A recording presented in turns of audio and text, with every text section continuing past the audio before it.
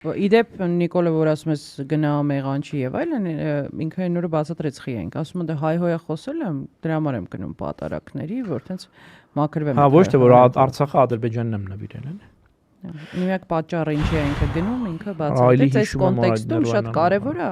կարծում եմ հերթական ձերբակալության մասին խոսել, չնայած որ ապօրինի ձերբակալություն, հա։ Անկեղծ լինենք, դեռ ամառվանից բոլորս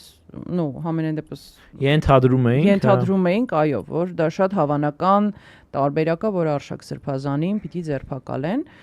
իր դիրքորոշման, իր ակտիվ քաղաքացիական,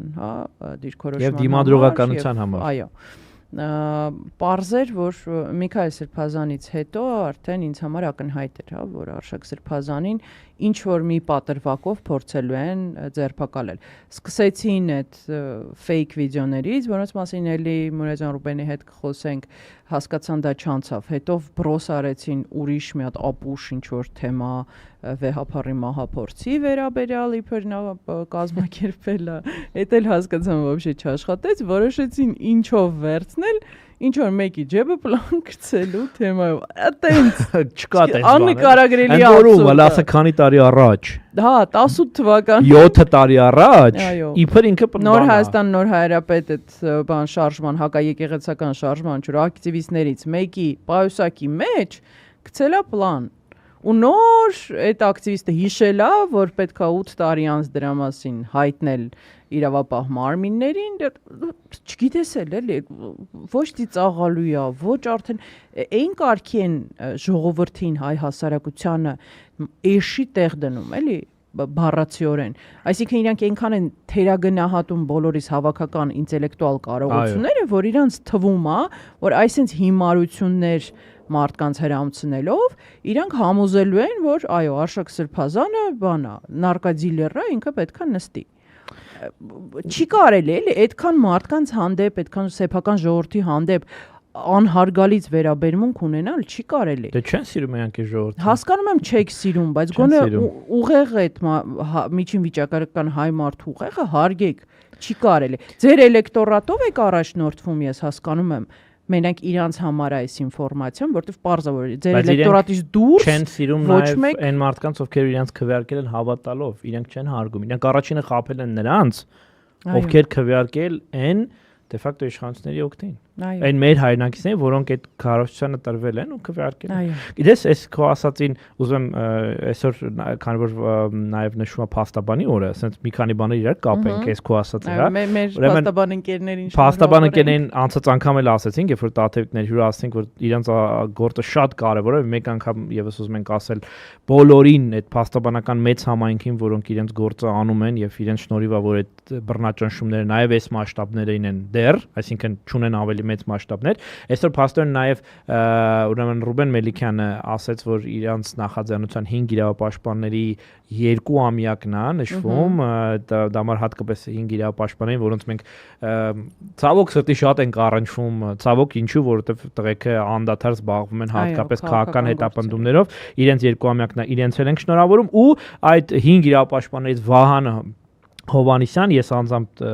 չեմ ճանաչում, բայց ուրեմն գիտեմ այսպես հերակա կարգով Վահան Հովանիսյանը այսօր շատ լավ գրառում է գրել, այս հենց այս քո ասացի թեմայով, որ հանկարծ, եթե նույնիսկ մի պահ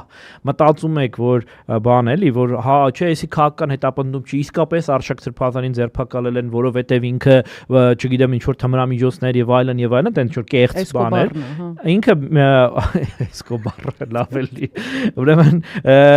ինքը շատ լավ կարճ sense բան է տվել ուղեցույց, հա, ինչ անել, եթե դու հանկարծ մի պահ մտածում ես, որ սա քաղաքական հետապնդում չի։ Ինքը ասում է, միշտ տարբերելու համար հետապնդումը քաղաքական է թե քրեական, բավարար է 2 հարցի պատասխան։ Միշտ տվեք հարց համար 1, ինչու են ձերբակալել եւ հարց համար 2 երբ են ձերբակալել կամ հետապնդել։ Ասում եմ, եթե առաջին հարցին կարող են տրվել նաեւ բազմաթիվ մանիպուլատիվ պատասխաններ, այսինքն դե բռնել են որովհետեւ թմրան ու դե բռնել են որովհետեւ այնտեղ ոնց որ տեղ կա քարոզություն անելու ու մարդկանց մոլորեցնելու։ Ապա երբ որ տալիս ես երկրորդ ճշգրտող հարցը, իսկ ինչու հիմա, ինչու, հա, երբ են արել այդ հետապնդումը, այդտեղ միանգամից այլևս խուսափելու բան հնարավորություն չկա, հա, թե երբ է սկսվել հետապնդումը, այդ հարցը երբ որ տալիս ես կստանաս հուզող հարցի պատասխան։ Հիմա նայեք, Այս ու ինքը շարունակում ասում է, ինչու 2018 թվականին տեղի ունեցած իբր,